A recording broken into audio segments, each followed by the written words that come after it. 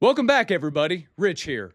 This is Richard White Global, where, as always, we get into the past to understand the present. But today, folks, I want to touch on something that's currently going on in this country right now. Right now. It's been going on now for 6 weeks. The lack of funding for the Department of Homeland Security. And the key word is security. For you, for me, for all of our family members, folks. Security. The same people who are not getting paid by the choices of legislators that you and me all put into office and send to D.C. And they get constitutionally paid whether anybody else does or not, folks. So let me pose the question of the day to you. Does slavery still exist in the United States? Yes, but not the kind you're thinking of.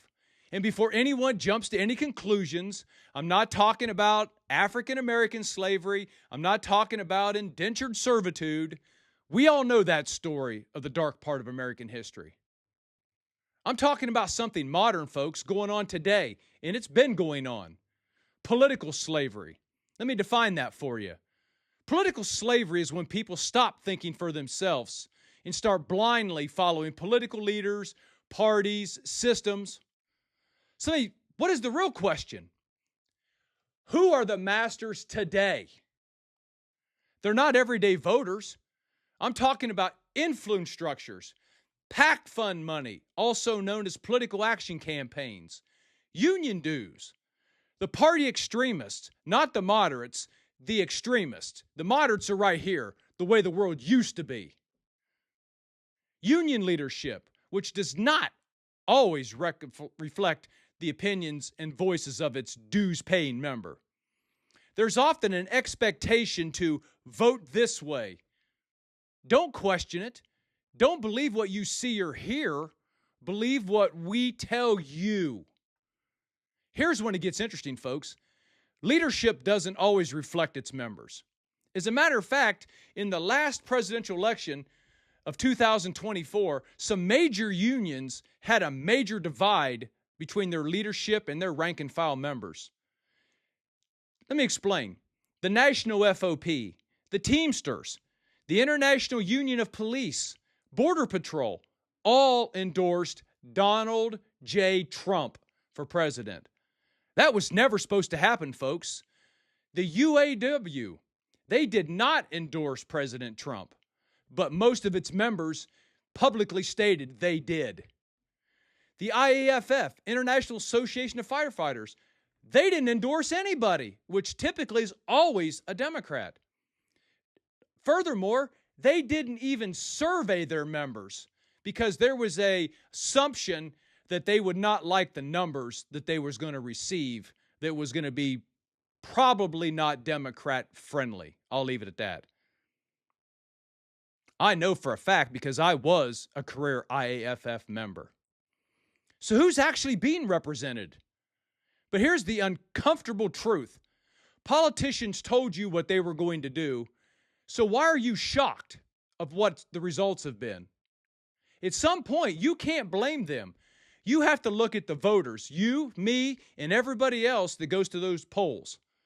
They put them in power, folks. If you hire somebody and you hope they produce, and if they don't, you fire them. Not hire them back over and over again and keep donating money to them.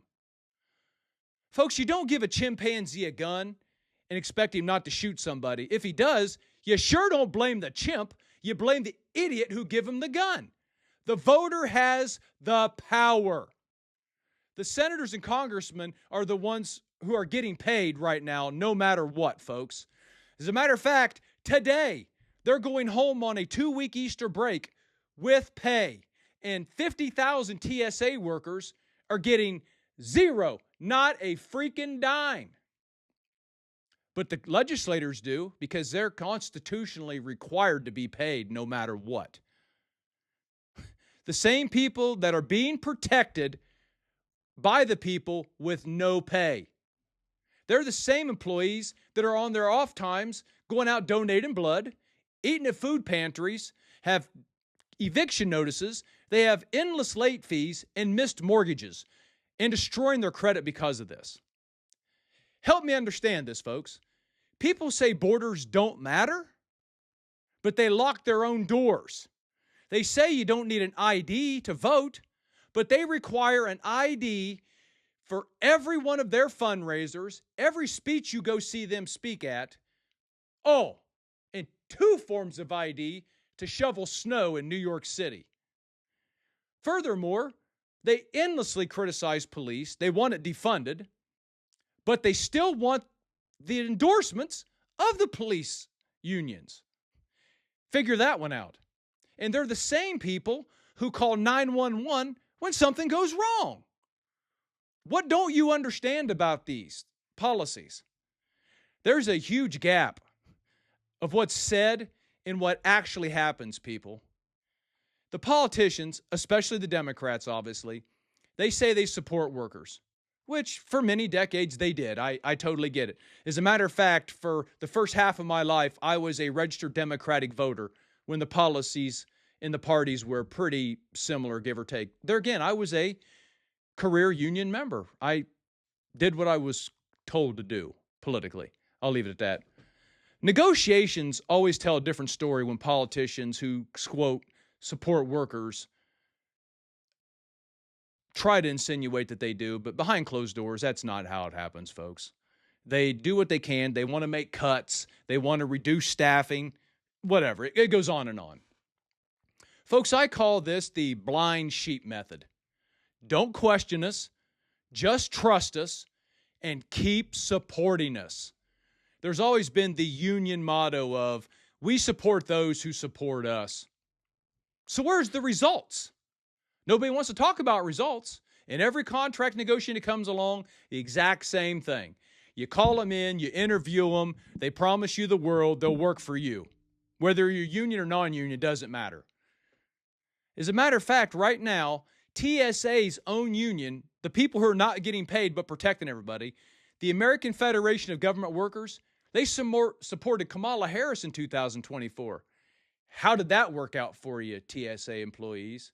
Keep paying those union dues, and when you get your paycheck, they'll still come collecting those back union dues if and when you get your paycheck. Hopefully it'll be soon. There is some work being done right now.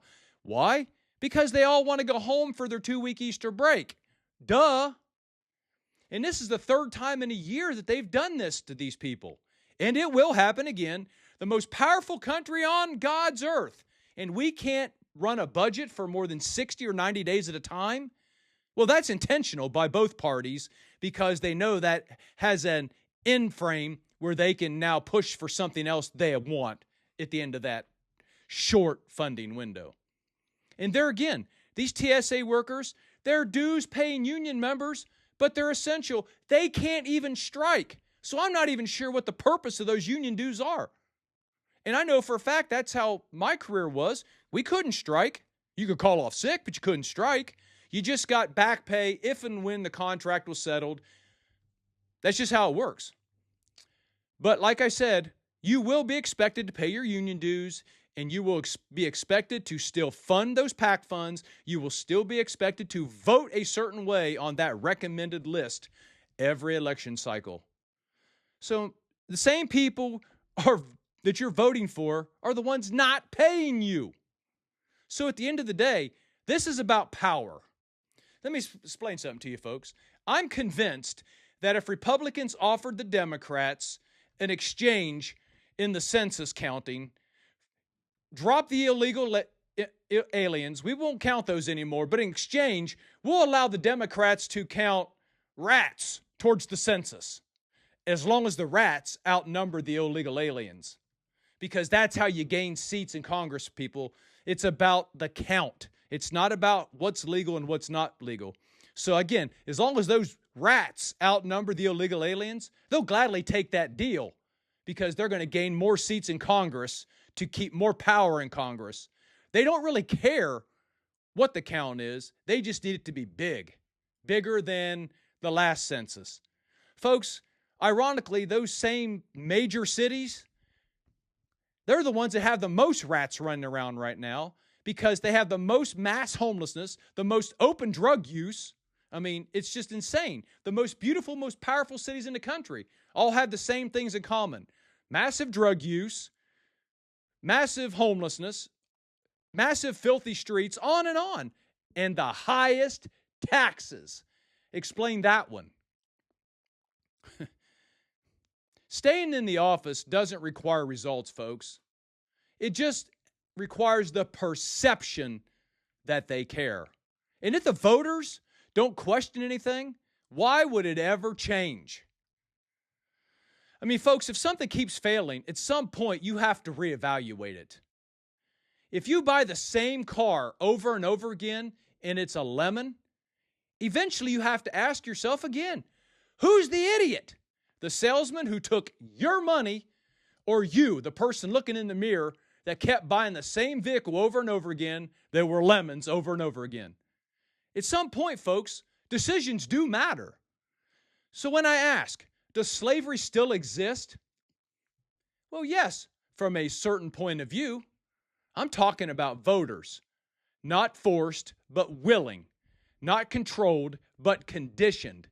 And the most important part, it can stop at any time. This isn't about the left versus the right. It's about thinking for yourself, people. Don't just vote blue or red because your parents did. Don't just vote blue or red because you always have. I would ask you, do not vote blue or red because your union says so.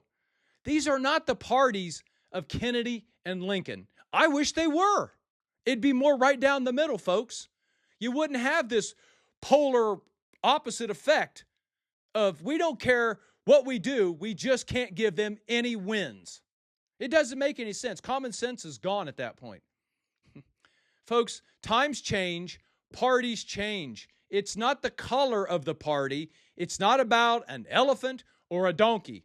It's about common sense and policies.